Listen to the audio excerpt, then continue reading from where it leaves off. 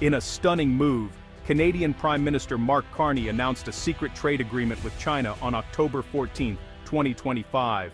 The deal promised lower barriers for Canadian goods in China, benefiting key sectors like agriculture, forestry, and energy. It also included cooperation on green technology and Chinese investment in Canadian infrastructure. Carney framed the pact as a bold step to diversify Canada's trade beyond North America and secure its economic future. The secrecy of the negotiations, however, raised immediate concerns. Few in Carney's government or among Canada's allies knew such a sweeping deal was coming. Carney gambled that the economic benefits would silence critics, but secrets in global politics rarely stay hidden. The announcement sent shockwaves through financial markets and diplomatic circles. While Carney celebrated, others saw the move as a direct challenge to North American trade norms. The deal wasn't just economic, it was a geopolitical statement, setting the stage for confrontation with the United States. Carney had rolled the dice, betting he could outmaneuver one of the world's most unpredictable leaders.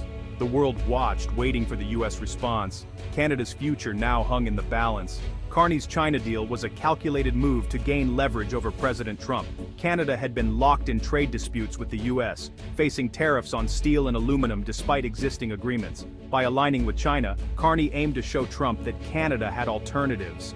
The message: if the US wouldn't play fair, Canada would look elsewhere. This was a sharp break from Canada's usual quiet diplomacy. Carney wanted to redefine Canada's role, making it clear the US needed Canada as much as the reverse. The China Pact was meant to disrupt the status quo and force Trump back to the table. Carney's team believed a bold move would earn respect and better terms, but it was a high-stakes gamble, risking backlash from Washington. The goal shake up North American power dynamics, the risk provoking a trade war with Canada's biggest partner.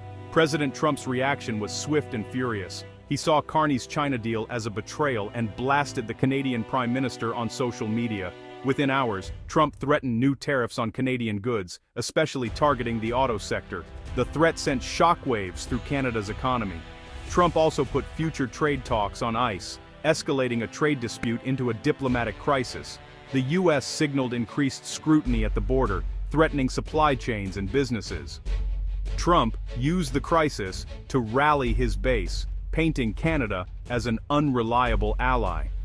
Carney's attempt to gain leverage had backfired, putting Canada in the crosshairs. The friendly relationship between the two leaders was shattered overnight. Canada now faced economic retaliation and political isolation. Even before the China deal, North American trade was strained. The Canada-US-Mexico agreement, CUSMA, hadn't resolved ongoing disputes. US tariffs on Canadian steel and aluminum persisted. Trump preferred bilateral deals, keeping CUSMA's future uncertain. Mexico, led by President Claudia Sheinbaum, wanted to preserve the trilateral pact, wary of reopening negotiations. Constant threats of tariffs and instability made planning difficult for all three countries. Carney's China deal added a volatile, new element to an already fragile situation. Trust among the partners was thin, and Carney's move shook the foundations further. The stage was set for a major North American crisis.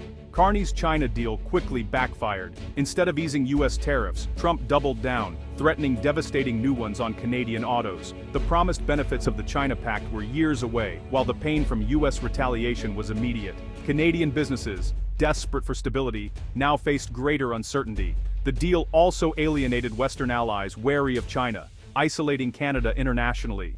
Domestically, Carney faced fierce criticism for his secrecy and miscalculation. Public opinion soured as the threat of a trade war grew. The grand strategy unraveled, leaving Canada more vulnerable than before. Carney's gamble had failed, with economic and diplomatic costs mounting. Washington responded with unified anger, framing Canada's move as a threat to US security and interests. Lawmakers from both parties condemned the deal, giving Trump cover for harsh retaliation.